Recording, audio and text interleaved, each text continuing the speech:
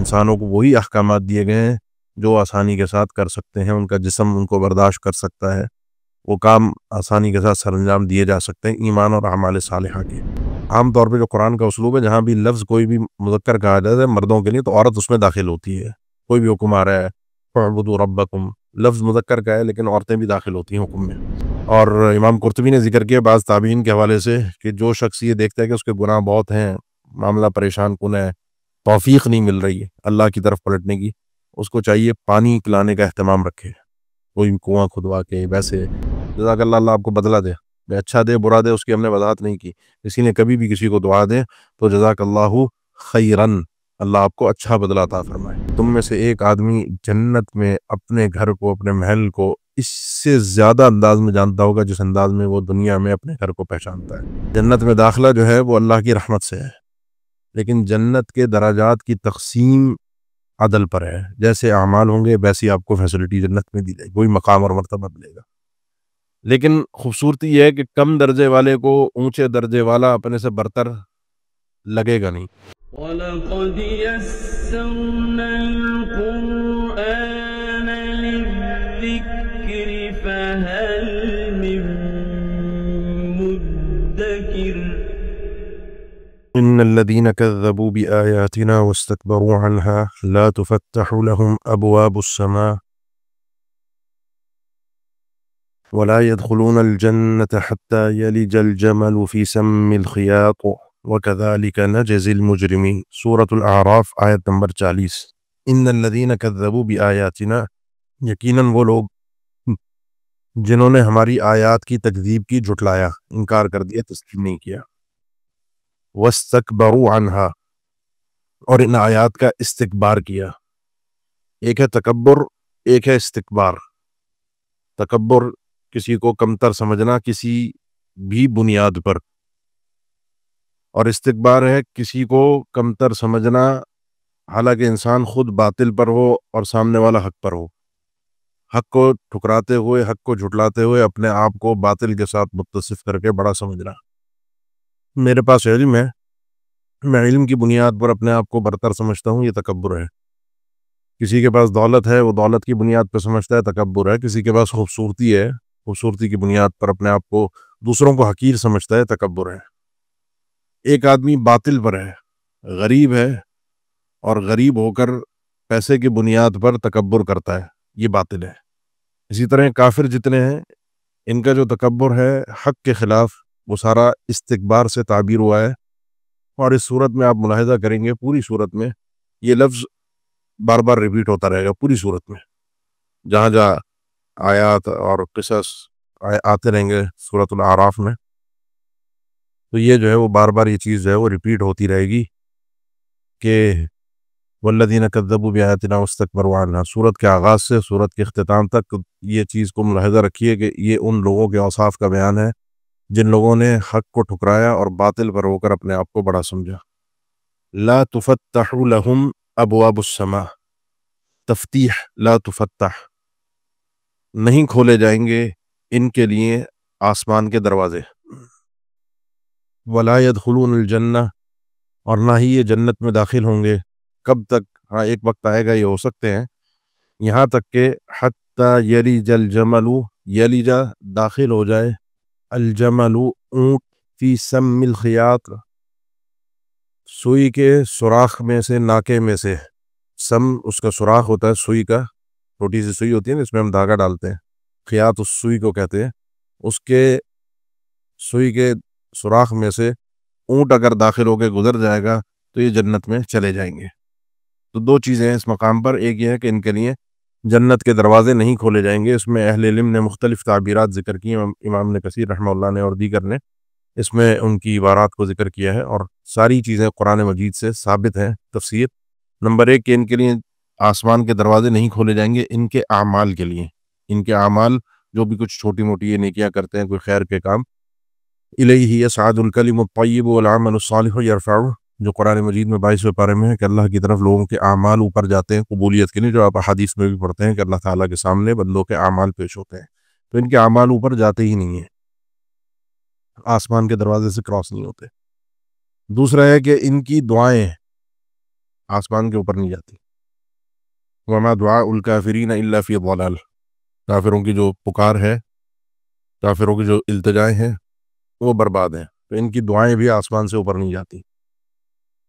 تیسرا ہے، یہ دو زندگی کے ساتھ تھی، تیسرا اسی انسان کے ساتھ تعلق ہے، اور وہ ہے موت کے بعد کہ انسانوں کی روحیں آسمان پر نہیں جاتی، جس کے بارے میں حدیث براء ابن عازب ہے، بڑی مشہور حدیث ہے اور انسان کو باقاعدہ جھنجھوڑ دیتی ہے حدیث۔ مسند احمد میں بہت تفصیل کے ساتھ اس حدیث کو ذکر کیا گیا ہے۔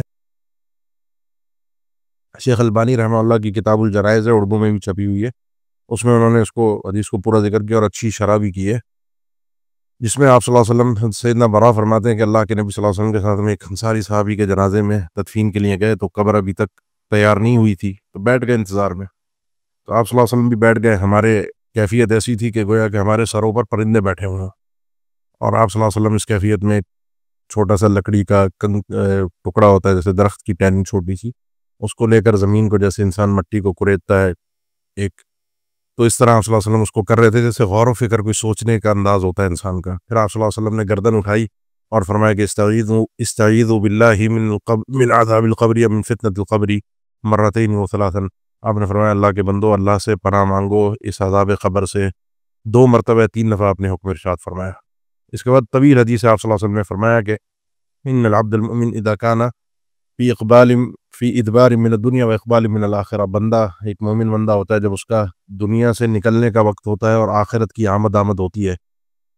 مومن کے پورے احوال، اس کی روح کے اور اس کے نفس طیبہ کے ذکر کیے، اس کے بعد جو ہے وہ فاسق اور کافر کا ذکر کیا کہ اس کے پاس جو فرشتے آتے ہیں اس کو لینے کے لیے، وہ انتہائی کالے سیاہ ہوتے ہیں، ان کے چہرے دیکھ کر اس کو، وہ کالے سیاہ حقیقت میں نہیں ہوتے، لیکن اس کے لیے اس وقت ان کا یہ انداز اور وہ ہوتا ہے کہ دیکھتے کے ساتھ ہی وہ بندہ کافر اور فاسق جو ہے ان کو دیکھ کے ساتھ ہی اس کی جان نکل جائے، نا بھاگے گا وہ انسان موت سے، وہ موت سے اسی لیے بھاگے گا کہ آگے جو منظر، اور اس حدیث میں الفاظ ہیں فیجلسون الیہ مد البصر، اس کی روح قبض کرنے کے لیے تا حد نکاح فرشتے بیٹھے ہوں گے، اس کو چاروں طرف اپنے فرشتے ہی فرشتے اور اس بھیانک شکل میں اس کو نظر آ رہے ہوں گے۔ سوچیے کیا کیفیت ہوگی۔ اپنے ساتھ وہ اتنا گندا بوری کا بستر بدبودار اور جس میں اس کی روح کو رکھنا ہے وہ لے کر آئیں گے۔ پھر اس کو آواز لگائی جائے گی ملک الموت کی طرف سے، اخرجی ایتھا النفس الخبیثہ، اے گندی روح، اے گندے نفس، اب اپنی جسم سے باہر نکل۔ آپ صلی اللہ علیہ وسلم نے فرمایا اس وقت اس کی روح پورے جسم کے اندر بکھرے گی، پھیلے گی، ادھر ادھر کٹنے کی اور بھاگنے کی کوشش کرے گی، اور پھر فرشتے اس کو ایسے کھینچ کر نکالیں گے جس طرح سے یہ ململ کا کپڑا ہوتا ہے، اسے اگر گیلا کر کے کانٹوں کے اوپر رکھ کے رگڑ کے کھینچا جائے تو کس طریقے سے وہ کپڑا کھینچ کر پھٹتا ہے، فرمایا اس طریقے سے اس کی روح کو کھینچ کر نکالا جائے گا، اور جیسے اس کی روح نکلے گی، نکلتے کے ساتھ ہی فوراً اگلے ہی لمحے اس ٹاٹ کی جو گندی بدبودار بوری تھی اس کے اندر اس کو رکھا جائے گا، اور فرمایا آپ صلی اللہ علیہ وسلم نے اس وقت جو وہ بدبو ہوگی، وہ بدبو اس زمین پر کسی بھی گندے مردہ جانور کی گندگی بدبو اتنی نہیں ہوتی جتنی اس انسان کی روح نکلنے کی اور اس کے بعد کی جو بدبو ہوگی۔ فرشتے جان چھڑائیں گے ایک کے بعد دوسرے کو، دوسرے کے بعد تیسرے کو، کہ مطلب کوئی اس کو ہاتھ نہ لگائے اور کسی طرح ہی بس جہاں پہنچنا ہے پہنچے۔ آسمان تک یہ پہنچے گا، اس سے پہلے جہاں جہاں یہ فرشتوں کے پاس سے گزرے گا فرشتے پوچھیں گے کون گندا اور گھٹیا آدمی ہے، فَيُسَمَّى بِأَقْبَحِ أَسْمَائِهِ، اس آدمی کا جو دنیا میں کبھی ترین نام تھا، کبھی ترین وصف تھا، گندا برا، وہ لے کر بتایا جائے گا فلاں ابن فلاں، وہ کمینہ، وہ گھٹیا، وہ کذاب، وہ مستکبر، یہ وہ آدمی ہے، ظالم، مجرم۔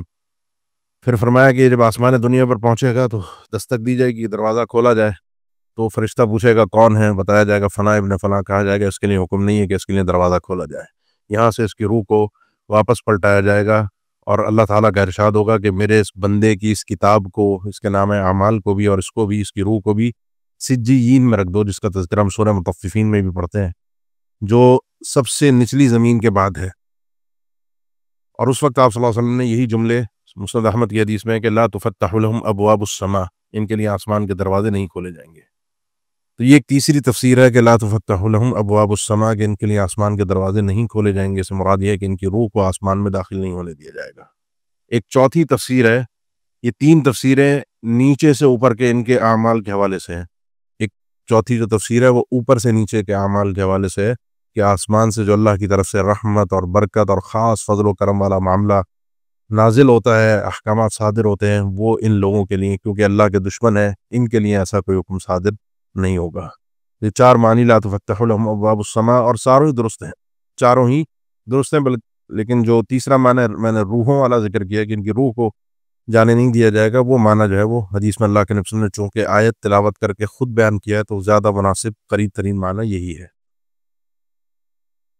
اس کے بعد اگلا جملہ ہے کہ جنت میں بھی داخل نہیں ہوں گے جب تک سوئی کے ناکے سے اونٹ نہ گزر جائے۔ گزر سکتا ہے؟ نہیں گزر سکتا۔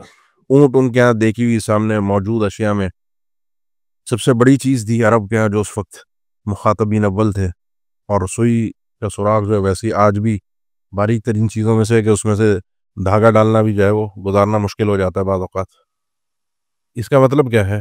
اس کا مطلب یہ ہے کہ یہ کام تو ہو نہیں سکتا، اونٹ سوئی کے ناکے سے جا نہیں سکتا، تو اسی طرح یہ جنت میں بھی نہیں جا سکتے، نہ یہ ہوگا اور نہ یہ ہوگا، نہ یہ ہوگا اور نہ یہ ہوگا۔ یہ بڑا ایک مزیدار اسلوب ہے بلاغت کا، جس کو منطق نے بھی بڑا تفصیل کے ساتھ بیان کیا ہے، جس کو کہتے ہیں کسی چیز کو معلق کرنا، مشروط کرنا کہ یہ ہوگا تو یہ ہوگا، لیکن ایسی چیز کے ساتھ جو ہو ہی نہیں سکتی، محال، ممکن ہی نہیں ہے۔ ایسی چیزوں کے ساتھ کوئی انسان یہ کہے کہ بھائی میں تمہیں، وہ جو عام طور پہ لطیفے مشہور ہوتے ہیں نا کہ وہ ادھار جو ہے وہ 100 سال سے اوپر کے بندوں کو ملے گا، وہ بھی ان کے ماں باپ کے کہنے پر، یہ تعلیق بالمحال ہوتی ہے۔ 100 سال کے بندے کا آج کے دور میں وہ ممکن ہے ہو، محال وہ چیز ہوتی ہے جو ہو ہی نہیں سکتی، ممکن وہ چیز ہوتی ہے جو عقلی اعتبار سے ممکن ہے لیکن وجود نہیں ہے، اس کا دنیا میں ملے گی نہیں، لیکن اگر عقلی قواعد کے اعتبار سے دیکھیں تو ہو سکتا ہے۔ محال وہ ہوتی ہے جو عقلی قواعد کے اعتبار سے چیز ہو ہی نہیں سکتی۔ تو یہ اللہ تعالیٰ نے ذکر فرمایا ہے۔ یہ آیت میں نے، شاید آپ کو یاد ہو، شروع میں جب ہم سورہ بقرہ کا ہم نے آغاز کیا تھا تو منافقین کا تذکرہ تھا، منافقین کے تذکرے میں اللہ تعالیٰ نے ذکر فرمایا تھا یہ اہل ایمان سے استہزاء کرتے ہیں، مذاق اڑاتے ہیں ان کا۔ اللہ یستہزئ بہم، اللہ بھی ان کے ساتھ استہزاء کرے گا، اللہ بھی ان کا مذاق بنائے گا، اور اس مذاق بنانے کی تفسیریں اس وقت وہاں پر ذکر ہوئی تھی۔ ان میں سے ایک تفسیر یہی تھی کہ جب یہ جنت میں ان کا جانے کا معاملہ ہوگا، اور 27ویں پارے میں ہے سورہ حدید میں کہ فَضُرِبَ بَيْنَهُمْ بِسُورٍ لَهُ بَابٌ، جس کا تذکرہ ہم آگے بھی پڑھیں گے، جو اعراف ہے کہ جنت اور جہنم کے درمیان ایک دیوار ہوگی، اس دیوار پر پہنچنے کے بعد گویا کہ ان کے لیے آرڈر ہوگا کہ جانا ہے جنت میں تو یہ کام کر لو تو جنت میں چلے جاؤ گے۔ وَكَذَلِكَ نَجْزِي الْمُجْرِمِينَ، اسی طرح ہم جزا دیتے ہیں، بدلہ دیتے ہیں مجرمین کو۔ جو بھی مجرم ہوتا ہے، مجرم یہ وہ آدمی ہے جو پکا مجرم ہے، تو اس کے ساتھ یہی سلوک ہوتا ہے۔ نجزی، ہم جزا دیتے ہیں۔ لفظ جزا جو ہے وہ زیادہ تر تو اچھے معنی میں استعمال ہوتا ہے، اچھائی کے بدلے میں، لیکن یہ علی الاطلاق ہے، اچھے اور برے دونوں میں استعمال ہوتے ہیں، یا برے معنی میں استعمال ہوا ہے۔ ہم بدلہ جزا دیتے ہیں اس کو، مجرمین کو، یہی۔ اسی لیے جب کسی کو دعا دے تو جزاک اللہ کافی نہیں ہے، جزاک اللہ، اللہ آپ کو بدلہ دے، اچھا دے برا دے اس کی ہم نے وضاحت نہیں کی۔ اسی لیے کبھی بھی کسی کو دعا دے تو جزاک اللہ خیرن، اللہ آپ کو اچھا بدلہ عطا فرمائے۔ دعا اپنی زبان پر جاری بھی رکھیں، کوئی بھی کوئی نیکی کرے، اللہ کے نبی کا فرمان ہے، کوئی بھی شخص کسی پر کوئی احسان کرتا ہے تو اس کا بدلہ چکاؤ، کم از کم کچھ نہیں تو یہ جزاک اللہ خیر ایک تعریفی کلمہ، ایک دعائیہ کلمہ، کم از کم یہ تو انسان اپنی زبان سے مفت میں ادا کر سکتا ہے، اور اس سے بڑا اللہ دلوں میں کشادگی اور رحمت پیدا فرماتا ہے۔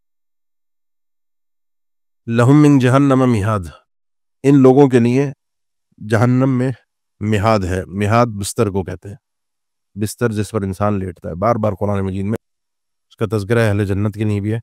ومن فوقہم غواش، اور ان کے اوپر بھی، غواش کہتے ہیں ڈھانپنے والی چیز کو، اوڑھنے والی چیز کو۔ نیچے بستر بھی جہنم کا ہے اور اوپر اوڑھنے والی چیز بھی اسی جہنم کی ہے، یعنی مطلب نیچے اوپر دونوں سائڈوں سے ان کے اوپر آگ ہی آگ ہے جہنم کی۔ اوڑھنے بچھونے کے لیے کچھ نہیں ملے گا۔ جو حدیث میں نے ابھی مسند احمد کی آپ کو پیش کی تھی، جو براء ابن عازب کی قبر کے حوالے سے، اس میں حدیث میں دونوں کے لیے، مومنین کے لیے بھی الفاظ ہیں، کافر اور فاسق کے لیے بھی۔ مومنین کے لیے جب اس کا جنت کا بستر وہ لے کر آتے ہیں اس کی روح کو لے جانے کے لیے، پاکیزہ خوشبودار بستر ہوتا ہے جس میں اس کی روح کو بڑے اہتمام سے اکرام کے ساتھ لپیٹ کر فرشتے سلام کر کے لے کر جاتے ہیں۔ اور پھر جب قبر کے اندر تدفین اور سوال و جواب کا تذکرہ ہو اسی حدیث میں، تو اس کے بعد آسمان سے آواز آتی ہے اللہ تعالیٰ کی طرف سے کہ ان صدق عبدی، میرے بندے نے بالکل صحیح صحیح جواب دیے۔ اس نے اس سے جو سوال ہوئے تمہارا رب کون ہے، تمہارا دین کیا ہے، اس نے بالکل صحیح جواب دیے۔ فافرشوا لہ من الجنہ، اس کو اب جو فرش جو ہے نا اس کا نیچے جو بچھانا ہے اس کا وہ جنت کا فرش بنا دو اور اس کو اوڑھنے کے لیے جنت کا بستر مہیا کر دو. وفتحوا له بابا الى الجنت، جنت کی طرف سے ایک دروازہ اور کھڑکی کھول دو، وہاں سے اس کو ٹھنڈی ہوائیں اور اللہ کی رحمتوں کے جھونکے آتے رہیں گے. اور کافر کے لیے الفاظ ہیں کہ جب یہ سارے جوابات دے گا تو اللہ تعالیٰ کی طرف سے آواز آتی ہے ان کذب عبدی، یہ جھوٹا آدمی ہے، میرا بندہ جھوٹ بول رہا ہے. اس کے لیے جہنم کا بستر، لہم من جہنم مہاد ومن فوقہم غواش وکذالک نجزی الظالمین. اسی طریقے سے ہم جزا دیتے ہیں، بدلہ دیتے ہیں ظالمین کو، وہ ظالم جو پکے ظالم ہیں. ان دو آیتوں میں اللہ تعالیٰ نے چونکہ کافروں کا اور کذابین کا تذکرہ فرمایا ہے تو تقریباً سارے مفسرین دو آیات پر لکھا ہے کہ ان کے الٹ، ان کے مخالف اہل ایمان جو ان اوصاف سے متصف نہیں ہیں ان کے لیے آسمان کے دروازے بھی کھولے جاتے ہیں، ان کی دعائیں بھی قبول ہوتی ہیں، ان کے اعمال بھی اوپر جاتے ہیں، ان کی روحیں بھی آسمان پر جاتی ہیں. جو حدیث میں تذکرہ ہے کہ ہر آسمان پر روح گزرتی ہے جب اس کی آسمان کے اوپر تک، تو اللہ تعالیٰ کی طرف سے فرشتے جو مقرر ہیں سلام کر کر کے پروٹوکول دے کے، جس کا قرآن میں بھی جا بجا تذکرہ آتا ہے، فرشتے سلام کرتے ہیں. تو مومن کے لیے یہ ہے کہ اس کے لیے جنت کا دروازہ بھی کھلے گا، آسمان کا دروازہ بھی کھلے گا، اور اس کے لیے ان کے لیے جہنم کا مہاد ہے، جہنم کا بستر اور اوڑھنا ہے، اور مومن کے لیے جنت کی نعمتیں ہیں جن کا تذکرہ اگلی آیت میں آ رہا ہے. تو فیصلہ بندے کے لیے ہے کہ دنیا کی زندگی کی رونقیں، شہرتیں، آسائشیں، اللہ کے دین سے بغاوت، یہ چاہیے، یہ آخرت کی کامیابی اور آخرت میں سرخرو ہونا. والذین آمنوا وعملوا الصالحات، اور وہ لوگ جو ایمان لائے اور انہوں نے عمل کیے نیک. لا نکلف نفسا الا وسعها، نہیں ہم مکلف کرتے، پابند کرتے کسی بھی نفس کو مگر وسعها، اس کی طاقت کے مطابق. ہماری جتنی احکامات ہیں وہ سب انسان کی طاقت کے مطابق ہیں، اور یہ جا بجا قرآن میں الفاظ آتے رہتے ہیں، پہلے بھی گزرے آگے بھی آئیں گے کہ دین پورا کا پورا انسان کی بساط اور طاقت کے مطابق ہے. اس آیت میں اللہ تعالیٰ نے چونکہ ایمان اور اعمال صالحہ کے ساتھ اس چیز کو ذکر کیا ہے تو تقریباً سب نے لکھا ہے کہ ایمان اور اعمال صالحہ، عقائد اور اعمال جو اللہ تعالیٰ نے بندوں کے لیے اپنے دین کے طور پر نازل فرمائے ہیں وہ جرنلی انسان کی طاقت میں ہیں. یعنی اللہ تعالیٰ نے کسی بھی انسان کو اس کی طاقت سے بڑھ کر پابند نہیں کیا. انسانوں کو وہ احکامات نہیں دیے گئے جو وہ نہیں کر سکتے، انسانوں کو وہی احکامات دیے گئے ہیں جو آسانی کے ساتھ کر سکتے ہیں، ان کا جسم ان کو برداشت کر سکتا ہے، وہ کام آسانی کے ساتھ سر انجام دیے جا سکتے ہیں ایمان اور اعمال صالحہ کے. تو ہم نے کسی بھی نفس کو اس کی طاقت سے بڑھ کر پابند نہیں کیا، لیکن جیسے جیسے کوئی نفس کمزور پڑتا جاتا ہے، مجبور ہوتا جاتا ہے، تو ویسے ویسے اس کے لیے سہولت آتی جاتی ہے. یہ قاعدہ اسی لیے کئی اہل علم نے ذکر کیا ہے کہ لا واجب مع العجز ولا محرم مع الضرورہ، کہ کوئی واجب باقی نہیں رہتا جب انسان عاجز آ جائے، کسی کام کے کرنے کی طاقت ہی نہیں ہے، طاقت نہیں نماز میں کھڑے ہونے کی، ختم ہو گیا معاملہ، بیٹھ کے سجدے کی طاقت نہیں ہے، بیٹھ کے. جیسے جیسے عاجز آتا جائے گا ویسے ویسے واجب جو ہے اس سے ساقط ہوتا جائے گا. اور ولا محرم عند مع الضرورہ، جب انسان مجبور ہوتا جائے گا تو ویسے ویسے اس کے لیے حرام کے دروازے کھولتے جائیں گے کہ اپنے زندگی کو جاری رکھنے کے لیے، زندہ رہنے کے لیے اس حرام کام کو کر سکتا ہے وہ، جس کا تذکرہ ہم پڑھتے آئے ہیں کہ فمن اضطر غیر باغ ولا عاد فلا اثم علیہ. جو آیات میں آتا ہے کہ جو شخص مجبور ہے تو وہ حرام گوشت کھا لیتا ہے تو اس پر کوئی گناہ نہیں ہے. تو پوری شریعت ہر اعتبار سے ہر بندے کے لیے پوری باسہولت ہے، اس کی طاقت کے مطابق ہے. اب اس کے باوجود بھی جو ایمان اور اعمال صالحہ کے ساتھ پیش نہ ہوا تو خود ہی ناکام اور نامراد ہے. اولئک اصحاب الجنہ، یہی لوگ اصحاب الجنہ ہیں، اہل جنت ہیں، ہم فیہا خالدون، اور یہ اس میں ہمیشہ رہیں گے. ایک اوپر تذکرہ تھا اور ایک یہ تذکرہ ہے. آگے چلیے، بس نہیں ہوئی، ایک مزید ایک خوبصورت نعمت کا تذکرہ اللہ تعالیٰ نے اگلی آیت میں کیا ہے. وَنَزَعْنَا مَا فِي صُدُورِهِم مِّن غِلٍّ، اور ہم نزع کر لیں گے. نزع مانے آتا ہے کھینچ لینا، نکال لینا. ما فی صدورہم، اس چیز کو جو ان کے سینوں میں ہے. کیا چیز؟ من غل، غل، غل کہتے ہیں انسان کے دل میں چھپا ہوا کینہ، بغض، دشمنی، حسد. یہ سارے نام غل کے ہیں، غل کے سارے معنی ہیں. حسد بھی اس میں داخل ہے، جب تک دل میں رہے، اس کو آپ نے پریکٹس میں نہیں لائے، اپنے ہاتھوں سے یا پیروں سے سر انجام نہیں دیا. اسی طریقے سے دشمنی کسی سے انسان ویسے ہی کرتا رہتا ہے، جلتا رہتا ہے، اور یہ فطرت ہے کہ مجھ سے آگے کیوں ہے، میں کیوں نہیں ہوں، یہ بہتر کیوں ہو گیا، میں بہتر کیوں نہیں ہوں، یہ اچھا کیوں کھا رہا ہے، اچھا کیوں پہن رہا ہے، اچھی زندگی کیوں ہے، چلتا رہتا ہے خاندانوں میں، گھروں میں، آپس کے دوست یاروں میں، ایک جگہ کام کرنے والوں میں، یہ چلتا رہتا ہے۔ تو ہم ان کے دلوں سے اس غل کو نکال کے پھر جنت میں بھیجیں گے۔ جنت میں کسی کے لیے دل میں نفرت ممکن نہیں ہے، جنت بڑی پاکیزہ جنت ہے۔ صحیح بخاری کی حدیث ہے، آپ صلی اللہ علیہ وسلم نے فرمایا کہ معاملات جب حساب و کتاب نمٹ جائے گا نا جو، تو پھر یہ بندے جب آگے بڑھیں گے، حبسوا عند القنطرہ علی القنطرہ، ان لوگوں کو قنطرہ پر روک دیا جائے گا۔ قنطرہ یہ ایک رکاوٹ ہے، ایک دروازہ کہہ لیں، راستہ بند ہے آگے۔ حتیٰ اذا نقوا وہذبوا، یہاں پر بیٹھ کر جو ہے نا اللہ کی طرف سے یہاں پر روک کر حساب و کتاب ہوگا مظالم کا، بندوں کے آپس کے، کوئی بھی لین دین، کوئی بھی معاملہ یہاں پر نپٹا۔ یہ بالکل اینڈ ہے۔ اب جنت اور جہنم کا اینڈ چل رہا ہے، جو صراط پل صراط ہے، یہ وہاں پر قنطرہ ہے، پل صراط پر۔ وہاں سے جو لڑک گیا وہ لڑک گیا، جو بچ گیا وہ وہاں پہ بچ گیا۔ یہاں تو یہ ہے نا، ساری نیکیاں اپنی، سارے گناہ معاف کروا کے وہاں پہنچ گیا۔ وہ جب حدیث میں پڑھتے ہیں مسکین کا تذکرہ، وہ مسکین یہیں لٹے گا، یہیں برباد ہوگا۔ لیکن آپ صلی اللہ علیہ وسلم نے فرمایا کہ حتیٰ اذا نقوا وہذبوا، جب ان کو پاک صاف کر دیا جائے گا، نام اعمال کو بھی اور اندر سے بھی، یہ سارا کینہ بغض یہاں سے نکالا جائے گا، اور یہ ہے کہ اس کے بعد یہاں سے لوگ جنت کے لیے آگے بڑھیں گے۔ اور وہ مشہور حدیث جو آپ سنتے ہیں نا کہ والذی نفس محمد بیدی، مجھے محمد کو اس رب کی قسم جس کے ہاتھ میں میری جان ہے، کہ تم میں سے ایک آدمی جنت میں اپنے گھر کو، اپنے محل کو اس سے زیادہ انداز میں جانتا ہوگا جس انداز میں وہ دنیا میں اپنے گھر کو پہچانتا ہے۔ کیسے آدمی آنکھ بند کر کے بھی اپنے گھر، اپنے دروازے پر، اس کو پتہ ہے اس گلی میں یہ دروازہ اتنے گھر چھوڑ کر میرا گھر ہے، اس کلر کا میرا گیٹ ہے، تو وہ تو ہم دنیا میں اپنے گھر کو جانتے ہیں۔ یہاں سے جب یہ قنطرہ سے نکلے گا تو اپنے جنت میں گھر کو اس سے بھی زیادہ اچھے انداز میں جانتا ہوگا کہ میرا گھر کون سا ہے، اور بآسانی اس کے اندر وہ پہنچ جائے گا۔ اس پہ ایک بڑا مزیدار سی بات ہے، وہ انشاءاللہ اگلی آیات میں اگر آج پہنچ گئے تو وہاں پر کرتے ہیں۔ تجری من تحتہم الانہار، ان کے نیچے سے نہریں بہ رہی ہوں گی۔ یہ آج کل جو ہے نا، وہ پتہ نہیں، مجھے کبھی کبھار یہ سوشل میڈیا کھولتا ہوں نا، تو یہ اس قسم کے نا آج کل وہ ہوتا تو میوزک کے ساتھ میں بند کر دیتا ہوں، وہ شاید آرٹیفیشل انٹیلیجنس سے بنی ہوئی ویڈیوز ہیں، بڑی خوبصورت سی جگہ ہوتی ہے، پہاڑ، اس کے اوپر کمرہ، وہ سارے شیشے لگے ہوئے ہوتے ہیں، بارش ہو رہی ہے، نیچے سے پانی بہ رہا ہے، عجیب ایک منظر ہوتا ہے۔ یہ دنیا کے خیالی منظر ہے، حقیقی ہوں یا خیالی ہوں، عجیب ایک منظر ہے کہ انسان کو بڑا، میں آیت پڑھتا ہوں، نیچے سے پانی بہ رہا ہوگا، کیا مفہوم ہے، اور تو اوپر سے بیٹھ کر نیچے ان کے نہریں بہ رہی ہوں گی۔ لیکن بعض اہل تفسیر نے ذکر کیا کہ وہ کوئی جیسے شیشے کی ٹائپ کی رکاوٹ ہے، اور اس کے نیچے سے وہ اپنے پانی بہتا ہوا دیکھیں گے، نہریں بہ رہی ہیں، خوبصورت ٹھنڈا چشمے کا بالکل صاف ستھرا پانی، عجیب نفسیاتی سکون جس کو کہتے ہیں نا، ٹھنڈک۔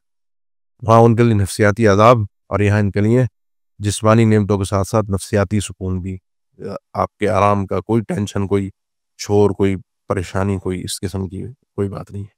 اب یہاں پر وہ کہیں گے وقال الحمد للہ الذی ہدانا لہذا، وہ کہیں گے الحمدللہ، اللہ کا لاکھ لاکھ شکر ہے، تمام تعریف اللہ کے لیے جس نے ہمیں اس جگہ تک پہنچنے کی رہنمائی کی، ہدانا، ہماری رہنمائی کی کہ ہم یہاں تک پہنچے۔ کیسے رہنمائی کی؟ والذین آمنوا وعملوا الصالحات، کہ ہمیں دنیا میں ایمان بھی عطا کیا اور اعمال صالحہ بھی ہمیں عطا کیے، تو ہم ان کے ذریعے سے اس مقام تک پہنچ گئے۔ وما كنا لنهتدي لولا ان هدانا اللہ، اور نہیں تھے ہم ہدایت پانے والے اگر ہمیں اللہ ہدایت نہ دیتا۔ اللہ کی ہدایت سے ہی ہم یہاں پر پہنچے ہیں، اسی جگہ پر آئے ہیں، یہ توفیق الہی ہے، فضل الہی ہے محض۔ تو اللہ تعالیٰ بندے کو پورا پاک صاف کر کے جنت میں بھیج کر اس کے دل سے ایک دوسرے کے لیے نفرت نکال دے گا۔ دل سے نفرت نکالنے کے ایک معنی اہل علم نے اور بھی ذکر کیا، اور وہ یہ ہے کہ چونکہ جنت میں درجات ہیں، کسی کی بڑی جنت، بڑے فیسلٹی، 100 درجے ہیں نا، کسی کو کم درجے والی ملے گی، وہ اعمال کے حساب سے ہے۔ جنت میں داخلہ جو ہے وہ اللہ کی رحمت سے ہے، لیکن جنت کے درجات کی تقسیم عدل پر ہے، جیسے اعمال ہوں گے ویسی آپ کو فیسلٹی جنت میں دی جائے گی، وہی مقام اور مرتبہ ملے گا۔ لیکن خوبصورتی یہ ہے کہ کم درجے والے کو اونچے درجے والا اپنے سے برتر لگے گا نہیں، اور نہ اس کے دل میں کوئی خیال آئے گا کہ یار اس کو اتنا اچھا ملا مجھے تو نہیں ملا. اگر یہ خیال آ گیا تو جنت کہاں رہی؟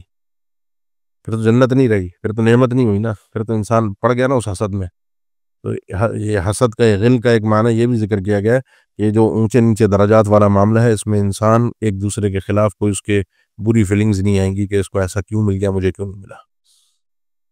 لقد جاءت رسل ربنا بالحق، یقیناً ہمارے رب کے رسل لائے ہیں حق کو. ہمارے رب کے رسول جو ہیں، رسول تمام کے تمام وہ سچی باتیں لے کر آئے تھے. ونودو، اور پھر ان کو ندا دی جائے گی، ان تلکم الجنہ، یہ کہ تم اس جنت کے اورثتموہا وارث بنائے گئے ہو، بما کنتم تعملون، بسبب اس کے جو تم عمل کرتے تھے. دو چیزیں ہیں، ایک ہے لفظ الحمدللہ، یہ قرآن میں دو جگہ پر آ رہا ہے. سورہ فاطر میں آئے وقالوا الحمدللہ الذی اذھب عنا الحزن، اہل جنت میں جائیں گے تو کہیں گے اللہ نے ساری تکلیف دکھ درد ختم کر دیے، سب ٹینشنیں ختم ہو گئی. اور ایک ہے 24ویں پارے میں سورہ زمر میں وقالوا الحمدللہ الذی صدقنا وعدہ واورثنا الجنہ، تمام تعریف اس اللہ کے لیے، اس نے اپنے وعدے سچے کر دکھائے. وہ اور یہ مقام ملتا جلتا ہے. دوسری چیز ہے اورثتموہا، تمہیں اس جنت کا وارث بنایا گیا ہے.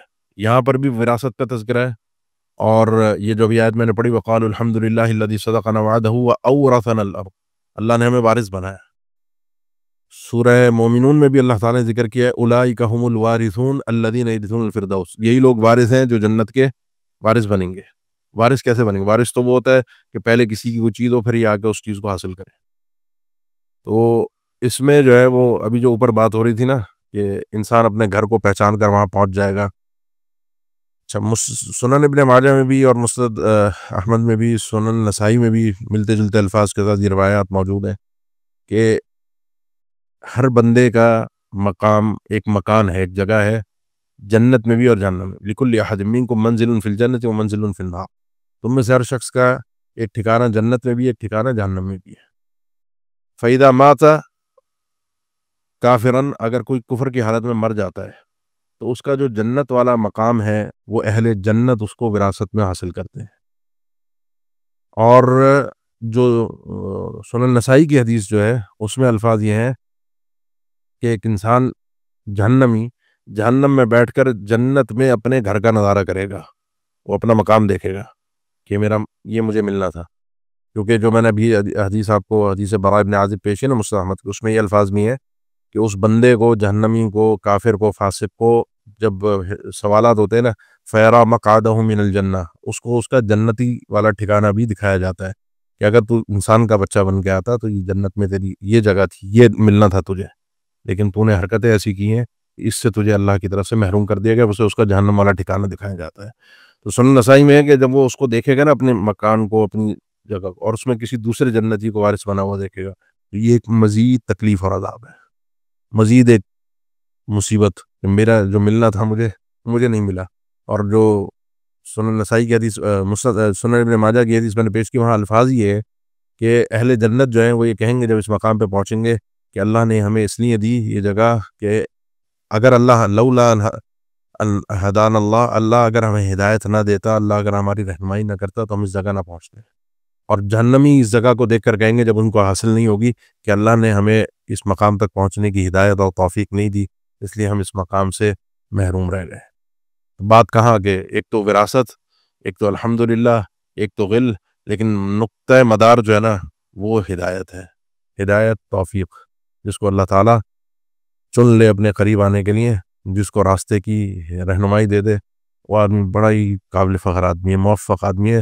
جس کو اللہ تعالیٰ گناہوں سے بچا لے اور جس کو اللہ اپنی نیکیوں کی توفیق دے دے، اس کے کھاتے کو دنیا میں صاف کروا دے، اس کے اللہ تعالیٰ جب کسی بندے کے ساتھ خیر کا ارادہ کرتا ہے، بھلائی کا ارادہ کرتا ہے، تو اس کو مرنے سے پہلے نیک اعمال کی توفیق دیتا ہے اور پھر اسی اعمال پر اس کی روح کو قبض کرتا ہے. ان اللہ اذا اراد بعبد خیرا استعملہ وکیف یستعملہ یا رسول اللہ قال یوفق لعمل صالح قبل ان یموت ثم یقبضہ علیہ، مرنے سے پہلے اس کو نیک اعمال کی توفیق دیتا ہے اور پھر اسی پر اس کی موت آتی ہے. تو یہاں تک تو ہو گیا ان دونوں کی بات، اہل جہنم کی بھی، مجرمین اور ظالمین کی، اہل جنت کی، ان کی دونوں قسم کی نعمتوں کا تذکرہ ہو گیا.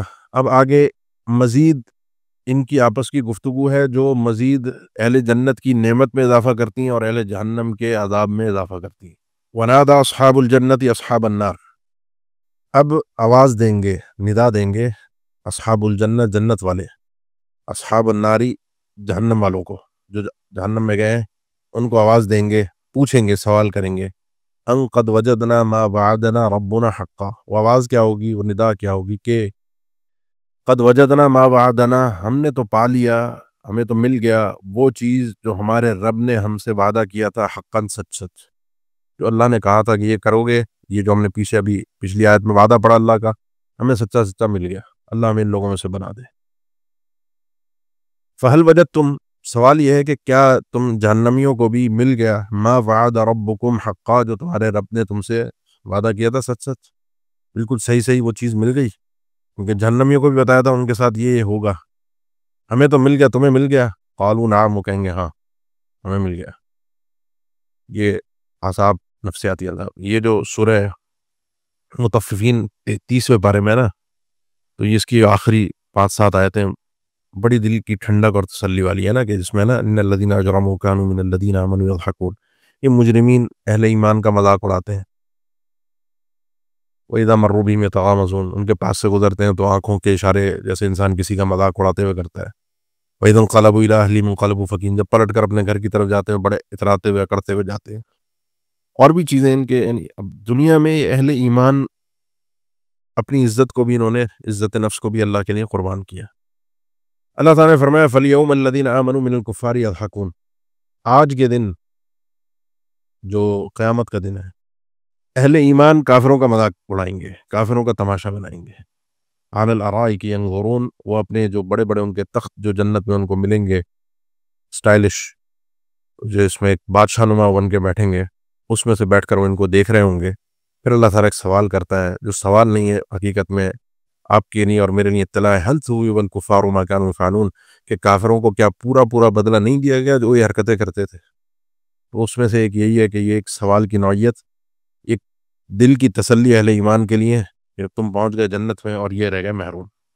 یہ گفتگو چل رہی ہوگی اور یہ براہ راست گفتگو ہوگی، اہل جنت اوپر ہیں، جہنم نیچے ہے، جنت اوپر ہے، جہنم نیچے ہے، فاصلہ بہت ہے، لیکن بآسانی نظر بھی آئیں گے، آگے بھی تذکرہ آ رہا ہے، بآسانی ایک دوسرے کو دیکھ بھی رہے، جب جب اللہ ان کو دکھائے گا، جب جب اللہ ان کو سنائے گا، ایک دوسرے کی آواز سنیں گے بھی۔ قالوا نعم، وہ کہیں گے ہاں۔ فأذن مؤذن، تو ایک آواز دینے والا، اذان دینے والا، ایک اعلان کرنے والا اعلان کرے گا۔ اذان اطلاع کے اعلان کے معنی میں ہوتی ہے ان کے درمیان، کہ اللعنۃ اللہ علی الظالمین، وہ اعلان یہ ہوگا کہ اللہ کی لعنت ہو ظالمین پر۔ لعنت کہتے ہیں رحمت سے دوری، اللہ کی رحمت سے ظالم کبھی بھی ہمکنار نہیں ہو سکتا، وہ مستحق ہی نہیں ہے۔ یہ ظالم کون ہے؟ ظالم کی تعریف کیا ہے جس پر اللہ کی لعنت ہے؟ الذین یصدون عن سبیل اللہ، وہ آدمی جو صد کرتا ہے، روکتا ہے، خود بھی روکتا ہے اور دوسروں کو بھی روکتا ہے سبیل اللہ سے، یہاں دین مراد ہے، نہ خود دین پر چلتا ہے بلکہ وَيَبْغُونَهَا عِوَجًا، اس دین میں ٹیڑھا پن تلاش کرتا ہے، دین میں کوئی خامیاں ڈھونڈنے کی، یہ دیکھو دین کا مذاق، یہ دیکھو تمہارے اسلام میں یہ، دیکھو تمہارے نبی نے اتنی شادیاں کی، دیکھو تمہارا اسلام تمہیں یہ کہتا ہے، دیکھو تمہارے دین نے، لوگوں کو متنفر کرنا اس کا مقصد ہے دین سے، نہ خود چل رہا ہے اور نہ دوسروں کو چلنے دے رہا ہے۔ جس آدمی کی طبیعت مزاج میں آپ یہ استہزاء دیکھیں نا دین کا، وہ بڑی مشکل ہے کہ اس کو ہدایت ملتی ہے۔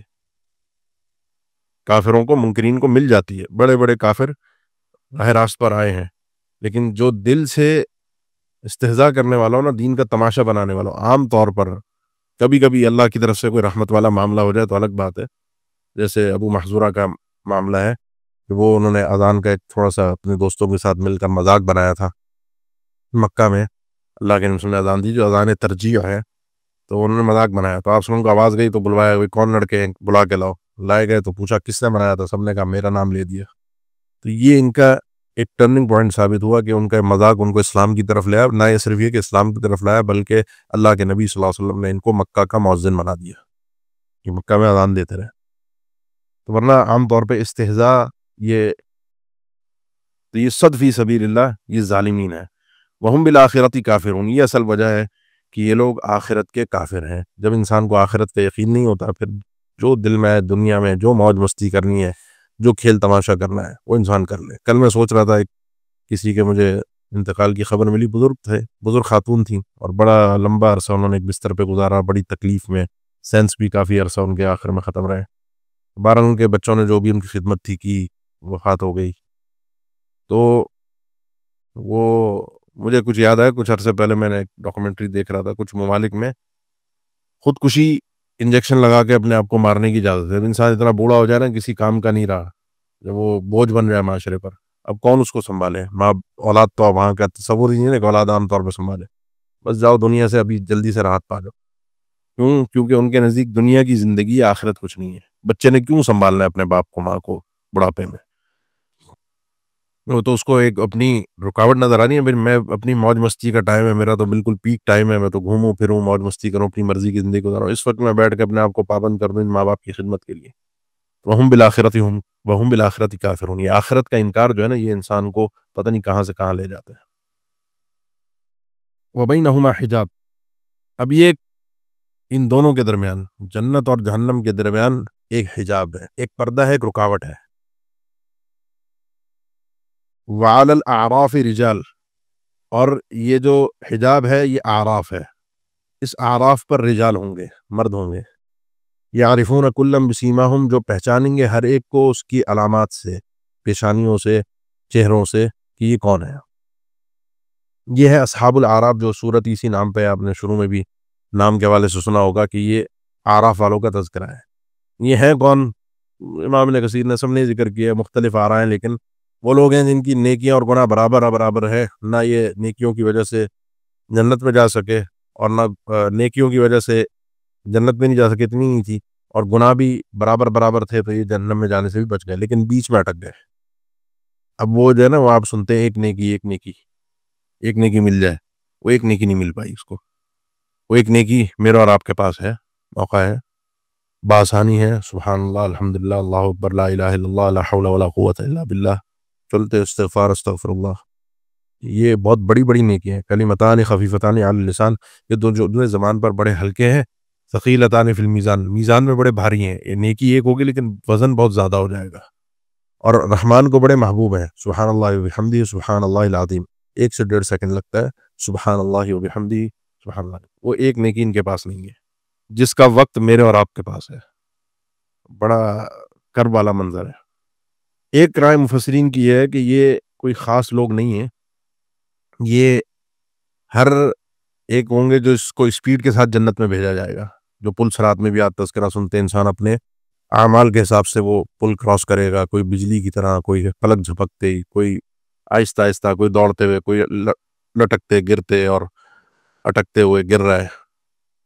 تو یہ روکا جائے گا ان کو، بھئی آگے جو اسپیڈ والے ہیں وہ پہلے چلے گئے، ان کو تھوڑی دیر روک کر. جب یہ رکیں گے، یہ جنتی ہی ہیں، یہ جہنمی نہیں ہے، جنتی ہیں. یہ یہاں رک کر پھر یہ سارا منظر اور یہ بات چیت کر کے پھر آگے بڑھیں گے. جب ان کا وقت آئے گا، ان کو اب کہا جائے گا اب آپ کا وقت ہے جنت میں جانے کا. وہ اسپیڈ والی جنت ان کو نہیں ملے گی. لیکن زیادہ تر مفسرین نے پہلا معنی ذکر کیا ہے. وعلی الاعراف رجال. اس اعراف پر، اس پردے پر، اس حجاب پر یہ اصحاب الاعراف جو ہے رجال ہوں گے. رجال کسے کہتے ہیں؟ مرد کو. عورتیں نہیں ہوں گی، یہ صرف مرد کا ہی کام ہے یہاں پہ. یہ مسئلہ اہل تفسیر نے ذکر کیا ہے، بعض نے، سب نے نہیں، شیخ شنقیطی رحمہ اللہ نے اور دیگر نے، کہ عام طور پہ جو قرآن کا اسلوب ہے، جہاں بھی لفظ کوئی بھی مذکر کہا جاتا ہے مردوں کے لیے، تو عورت اس میں داخل ہوتی ہے. کوئی بھی حکم آ رہا ہے اعبدوا ربکم، لفظ مذکر کا ہے لیکن عورتیں بھی داخل ہوتی ہیں حکم میں. لیکن جہاں رجال آ جائے تو رجال سے مراد مرد ہی ہوتے ہیں، عورت اس لفظ میں داخل نہیں ہوتی. تو یہاں کیا کیا جائے؟ یہاں صرف مرد ہی ہیں یا عورت بھی ہے؟ عورتیں بھی ہوں گی جو اس طرح سے دیکھ کر گفتگو کریں گی یا نہیں؟ بہرحال اس میں کوئی صراحت نہیں ہے، کوئی وضاحت نہیں ہے. قاعدے کے مطابق تو صرف مرد ہی ہیں. بعض عرب کے قواعد بھی ذکر کیے کہ رجال میں عورتیں بھی عرب نے اپنی گفتگو کے اندر، پرانے عرب نے رجال کہہ کر رجلا یا رجلا عورت کے لیے بھی لفظ استعمال، رجلا عورت کے لیے بھی لفظ استعمال کیا ہے. بہرحال اللہ ہم سب کو ڈائریکٹ جنت میں پہنچا دے، اور یہ اصحاب الاعراف میں ہم نہ ہوں، بلکہ اللہ ایسے جنت میں پہنچائے کہ جو بلا حساب ولا عذاب، نہ کوئی اللہ حساب لے اور نہ کوئی سوال و جواب اور نہ کوئی تکلیف اور نہ کوئی عذاب والا مرحلہ ہو. تو یعرفون کلا بسیماہم. وہ اب جنتیوں اور جہنمیوں دونوں کو ان کی پیشانیوں سے پہچان لیں گے، کیونکہ جنتیوں کے چہرے یوم تبیض وجوہ و تسود وجوہ، اس دن جنتیوں کے چہرے واقعتاً روشن ہوں گے اور جہنمیوں کے چہرے کالے سیاہ ہوں گے. لیکن یہ سب کو پہچانیں گے، واقفین کو بھی پہچانیں گے. جن کو دنیا میں جانتے تھے ان میں سے کچھ کو جنت میں دیکھیں گے اور کچھ کو جہنم میں دیکھیں گے. ونادوا اصحاب الجنت ان سلام علیکم. جب جنتیوں پہ نظر پڑے گی، جو واقفین ہیں، جو چہروں سے پہچان لیے کہ جنتی ہیں، تو ان کو آواز دیں گے اہل جنت کو ان سلام علیکم. وہ آواز یہ ہوگی، ان تفسیر ہوتی ہے اس ندا کی، اس قول کی، اس بات کی کہ سلام علیکم، تم پر سلامتی ہو. جنت میں سلام ہی سلام ہوگا. آپ بار بار پڑھتے ہیں یعنی سلام قول من رب الرحیم، اللہ کی طرف سے بھی سلام ہوگا، فرشتوں کی طرف سے بھی سلام ہوگا. فرشتے روح قبض کرتے ہوئے سلام کرتے ہیں، وہ آسمانوں میں روح جاتی ہے جب سلام کرتے ہیں. جنت میں داخلے کے وقت سلام، جنت میں داخلے کے بعد سلام، یہ بھی سلام اللہ کی طرف سے سلامتی، کیونکہ وہ دار السلام ہے، وہ سلامتی کا گھر ہے. وہاں کوئی کسی قسم کی کوئی ذرے کے برابر بھی کوئی پریشانی، کوئی مشکل، کوئی آفت نہیں ہے. ان سلام علیکم لم يدخلوها، یہ ابھی جنت میں نہیں داخل ہوئے. وہم یطمعون، اور یہ ابھی اپنے دل میں لالچ رکھے ہیں کہ انہوں جنت میں جانا ہے. اس لفظ کی وجہ سے وہ تفسیر جو میں نے ذکر کی نا کہ یہ جنت میں جا رہے ہوں گے لیکن ابھی ان کو روکا جائے گا، تھوڑا اسٹے دیا جائے گا اور اس میں یہ گفتگو ہوگی. اور جو اصحاب الاعراف ہے جن کی نیکیاں اور گناہ برابر ہیں، تو اس آیت سے اہل علم نے استدلال کیا کہ بالآخر یہ لوگ بھی جنت میں جائیں گے. کیوں؟ کیونکہ طمع جو ہے، دل میں لالچ جو ہے، یہ اس موقع پر کس کی طرف سے آئی ہے؟ اللہ کی طرف سے. اور اس کو اس انداز میں کس نے ذکر کیا قرآن مجید میں؟ اللہ نے. تو اللہ نے ان پر یہ احسان کرنا تھا، اسی نے ان کے دل میں لالچ پیدا کی، اور اسی نے اپنے کتاب میں اس چیز کو ذکر کیا کیونکہ اللہ نے ان پر احسان کرنا ہے. اور عمومی قواعد سے بھی دیکھیں تو اللہ کے فضل کا بھی تقاضا یہی ہے، لیکن روک کر فوراً نہیں. فوراً وہ ہے جو نیکیوں کے ساتھ آگے بڑھ گئے. وَإِذَا صُرِفَتْ أَبْصَارُهُمْ، اور جب پھیر دی جائیں گی ان کی نگاہیں، تِلْقَاءَ أَصْحَابِ النَّارِ، جہنمیوں کی طرف. اس کا مطلب کیا ہے؟ اس کا مطلب یہ جہنمیوں کی طرف دیکھنے کا، جہنم کون دیکھے ایسا کبھی منظر، دل دہلانے والا منظر، تو دیکھنا خود سے نہیں چاہیں گے، ان کے چہرے کو پھیرا جائے گا کہ ان کو بھی دیکھو. تلقاء اصحاب النار، جب ان کی طرف دیکھیں گے تو اہل جنت کو دیکھتے انہوں نے کیا کیا تھا؟ سلام کیا تھا، اور جنت کی خواہش دل میں آ گئی تھی. یہاں دیکھتے کے ساتھ ہی اپنے زبان سے اللہ سے کہیں گے قالوا ربنا، اے ہمارے رب، لا تجعلنا مع القوم الظالمین، اے اللہ ہمارا شمار ہمیں ان ظالم قوم میں سے مت بنا دینا، ہمیں اس سے محفوظ فرما. اس وقت بھی دعا کر رہے ہیں، اور اللہ تعالیٰ نے یہ جو دعا ان کی زبانی یہاں ذکر فرمائی ہے، یہ بھی اسی لیے کہ ایک طرح کی قبولیت اس دعا کو ملے گی کہ یہ ان کے ساتھ نہیں ہوں گے، یعنی جنت میں جائیں گے. ونادى اصحاب الاعراف، انہوں نے جنتیوں سے بات کی تھی، اب یہ جہنمیوں سے بات کریں گے.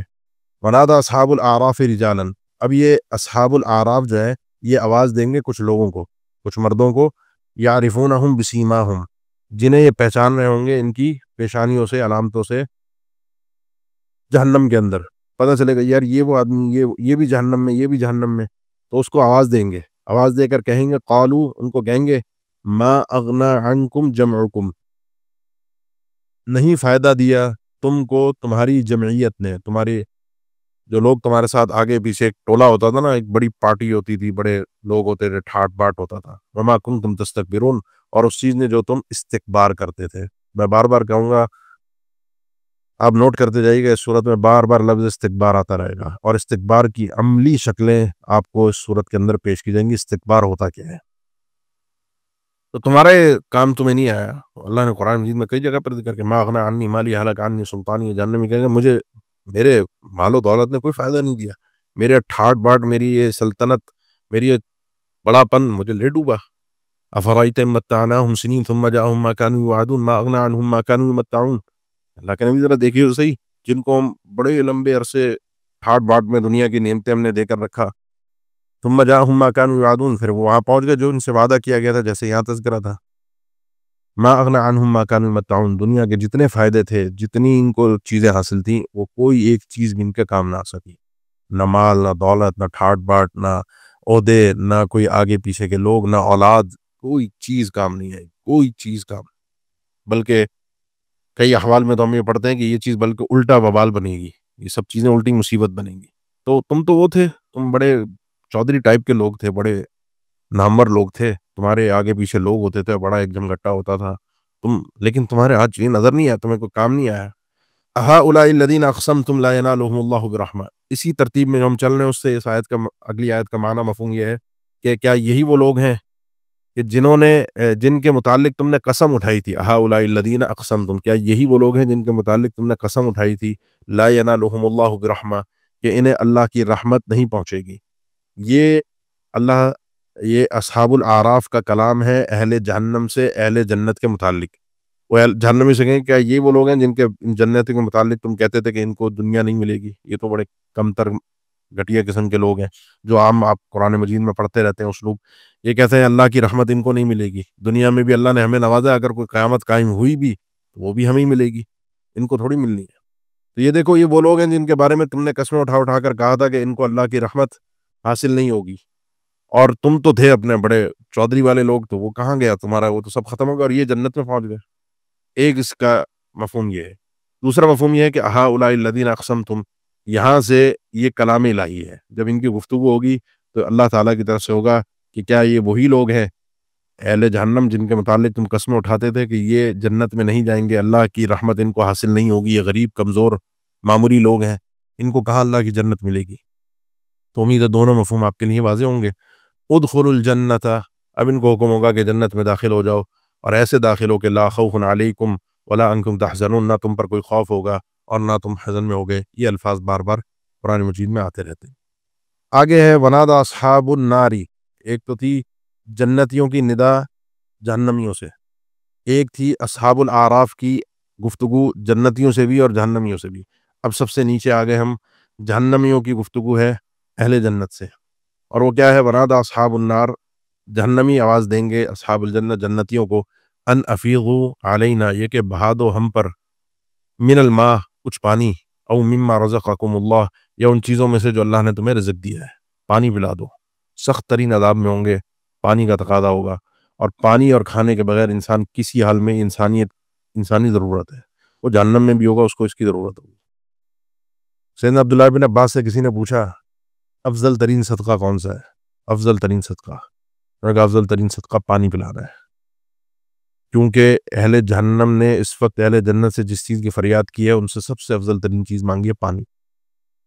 اور امام قرطبی نے ذکر کیا بعض تابعین کے حوالے سے کہ جو شخص یہ دیکھتا ہے کہ اس کے گناہ بہت ہیں، معاملہ پریشان کن ہے، توفیق نہیں مل رہی ہے اللہ کی طرف پلٹنے کی، اس کو چاہیے پانی پلانے کا اہتمام رکھے، کوئی کنواں کھدوا کے ویسے پانی کا انتظام. کیونکہ اللہ تعالیٰ نے، آپ سب جانتے ہیں، بڑے گناہوں کے بعد ایک بدکارہ کو اور ایک ویسے گناہگار شخص کو بخشا تھا پیاسے کتے کو پانی پلانے کی وجہ سے. تو جو کسی مومن کو پانی پلائے گا اس کو کیسے نہیں بخشا جائے گا؟ کسی بھی مومن کو. اس لیے پانی پلانے کا اہتمام رکھیے. اس کے لیے ضروری نہیں ہے کہ آپ نے کوئی بہت بڑا کنواں کھدوا کے بڑا کوئی انتظام کوئی اہتمام کرنا ہے. آپ یہ ایک گلاس پانی بھی کسی کو پلاتے ہیں، من سقا مسلمن علی ظمأ، آپ صلی اللہ علیہ وسلم کسی بھی مسلمان کو کوئی آدمی پانی پلاتا ہے، کسی مسلمان کو. شیخ عثیمین اللہ ان کو جنت نصیب کرے بڑی دقیق چیزوں کی شرح کرتے تھے. کہتے ہیں اللہ نے کسی بھی مسلمان کا ذکر کیا، کوئی بھی مسلمان، اس مسلمان میں آپ کے اپنے چھوٹے بچے بھی داخل ہیں. اگر آپ اپنے چھوٹے بچے کو اس نیت سے پانی پلاتے ہیں پیاسا ہے، وہ بھی اس کے اندر داخل ہے. بلکہ مسند احمد کی حدیث ہے کہ جو شخص اپنی بیوی کو پانی پلاتا ہے، کیونکہ خدمتیں تو عام طور پہ ادھر سے لی جاتی ہے نا، صحابہ میں کہ جو شخص اپنی بیوی کو پانی پلاتا ہے، تو اس میں حدیث میں الفاظ ہیں من سقا مسلمن علی ظمأ، جو کسی مسلمان کو پیاس لگی ہوئی ہے اور اس کو پانی پلا رہا ہے، اس پانی پلانے کے اندر اس شخص کو اللہ تعالیٰ جنت کے پانیوں میں سے اس کو پانی عطا فرمائے گا. تو پانی یہ یہ محروم ہے نا اہل جہنم، تو یہ جنتی وہ اس پانی کو بھی اس دنیا کے پانی کے ذریعے سے حاصل کریں گے. تو یہ گھر میں بھی یہ نیکی انسان کر سکتا ہے. کوئی ویسے کوئی پیاسا آ گیا، کوئی مہمان آ گیا، کوئی اور آ گیا، کوئی چلتے ہوئے کسی کو راہ میں پانی پلا دیا، گرمی کے وقت پانی پلا دیا، یہ بہت بڑی نیکی ہے. لیکن یہ مانگیں گے، اب جواب آئے گا قالو، اہل جنت جواب دیں گے مسئلہ یہ ہے کہ یہ نعمتیں ہمارے لیے تو ہے لیکن ہمارے اختیار میں نہیں ہے.